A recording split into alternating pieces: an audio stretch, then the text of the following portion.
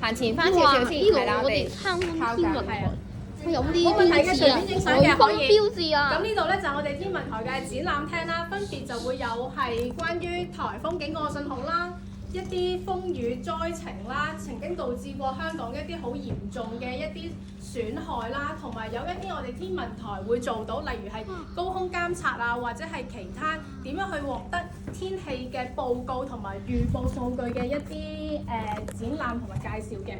咁喺呢一度咧，好明顯一個就係颱風嘅警告信號，應該大家都好熟悉㗎啦。啱啱我哋嗰個颱風叫乜嘢名？華加華加沙係咪同冇錯加沙有關㗎？加沙就好遠嘅，就算加沙打風咧，都應該唔係咁嘅情況嘅。咁點解佢叫華加咁沙？所以咧，加沙呢個名就應該唔關事嘅。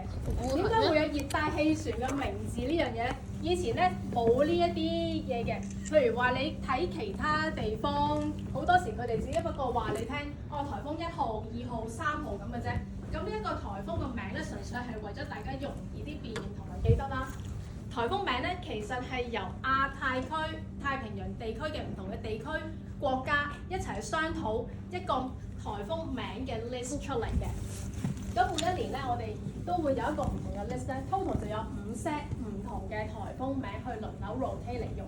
咁今年我哋用到呢一 set 名咧，咁啱排到啱啱10號風球嗰個名就叫華加沙啦。咁大家又知唔知我哋除咗香港同埋澳門有貢獻過颱風名之外，仲有邊啲地方會貢獻颱風名㗎？日本啱，台灣好遺憾佢冇份。點解？俄羅斯都冇份，點解嘅？俄羅斯冇風打㗎嘛，佢近份北極。但係真係係，但係點解台灣就冇份改名嘅？台灣冇得改名呢樣嘢咧，就真係涉及呢一個政治嘅因素啦。泰國咁泰國冇錯，菲律賓有嘅，越南有冇啊？越南有嘅。咁之前大家有冇經歷過山竹同埋天鴿？有。知唔知天鴿係邊個改嘅名嚟㗎？香港唔係，日本改嘅。山竹咧，香港，哇！香港冇咁犀利，山竹流到就一定香港嘅。泰國冇錯啦，始終係生果啊嘛，泰國。因為山竹係冇錯啦。好啦，咁啊講完題外話咯，講下呢個颱風信號先。大家認得㗎啦，1、2、3、4、5、6、7、8、9、10。但係大家見到有1號、3號、8號、9號同埋10號，但係就偏偏就冇2號、4號、5號、6號嘅喎。都冇5號。冇嘅喎，但係歷史上其實香港咧係有曾經存在過2號、3號、4號、5號等等呢啲咁嘅颱風信號嘅。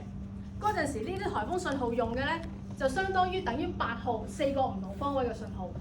但係呢啲信號就會俾人覺得5大過4， 4又大過3，咁會唔會係我掛6號風球勁過5號風球咧？但係其實唔係㗎嘛，只不過話俾你聽方向唔同。如果一般普羅市民聽到天氣報告話，哦而家我哋掛5號風球，跟住遲啲又話轉6號風球，跟住突然間又話轉翻4號風球，咁大家咪好混亂咯。為咗避免呢一個情況發生，天文台於是喺70年代咧就直接改良砍掉重練，將佢變成1號、3號、8號4個方位、9號同埋10號啦。大家通常會見到嘅颱風信號咧就係1號啦、3號、8號、10號咧，相對嚟講個時間都長嘅。今次掛咗差唔多11個鐘頭多啲啲。好少見9號嘅。係啦，好少見到9號喎。大家估下點解9號我哋咁少出動先？因為10號差同9號差唔多。有少少相似，有一半啱呢個答案。因為9號咧，你要見到佢個説明係講乜嘢？烈風或暴風風力增強信號，即係話俾你聽，預告俾你聽，喂，我而家個風咧仲係嚟緊，仲係增強緊嘅，等於係預告俾你聽，喂10號嚟緊啦，你哋自己準備執生啦。咁所以咧，其實佢係一個 warning，rather 定一個真係話俾你聽，佢會持續好耐嘅嘢。始終颱風可能去到華加沙、山竹咁嘅級數嘅話，其實佢嗰個移動速度係屬於快，所以9號真係會存在一個好短嘅時間，跟住就會掛10號。而喺10號過咗之後咧，我又唔會9號8號。直接落8號，因為9號淨係話俾你聽風力增強啊嘛，我哋唔會特登有一個信號講話風力減少嘅信號嘅。咁所以咧，大家見到9號嘅話，大家就下次就知道啦。喂，9號嚟咯喎，即係10號都距離不遠矣啦。咁10號風球帶嚟好多唔同嘅災害啦，當然就係、咁我哋睇翻風雨災情嗰度有6格嘅，最上面嗰格咧，你見到尖沙咀啦，嗰、個地標就係個鐘樓嗰個位。呢一個咧就係80年代嘅颱風打到嚟香港嘅時候，有一艘船曾經係打到落去碼頭嗰邊，咁啊同埋啲風力啊、雨啊，亦都係導致到咧成個碼頭冧啦。我哋睇右下角嗰一度，呢一個位咧影到個躉船咧係擱淺咁滯嘅。呢一個位咧就係喺山竹、天鴿、華家沙都好聞名嘅杏花村對岸嗰度嚟嘅。可以諗到點解天文台成日都同大家講，喂，你遠離海岸啊，千祈唔好喺颱風嘅時候喺海岸附近啊，會有湧浪啊，湧浪會有啲乜嘢危險啊？點樣？最近好似都有人因為去海岸而死喎。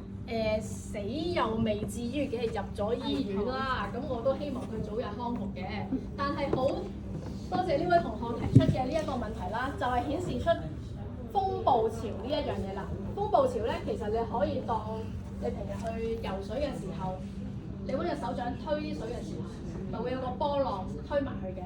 個情況就同颱風將啲水推過嚟海岸，形成呢個風暴潮差唔多個原理啦。咁所以咧，風暴潮係可以突然之間毫無預警咁樣好大嘅水嘅增幅，令到你踩得措手不及，就好似嗰三父子咁樣，一個湧浪拍埋嚟，咁就好容易捲落海㗎啦。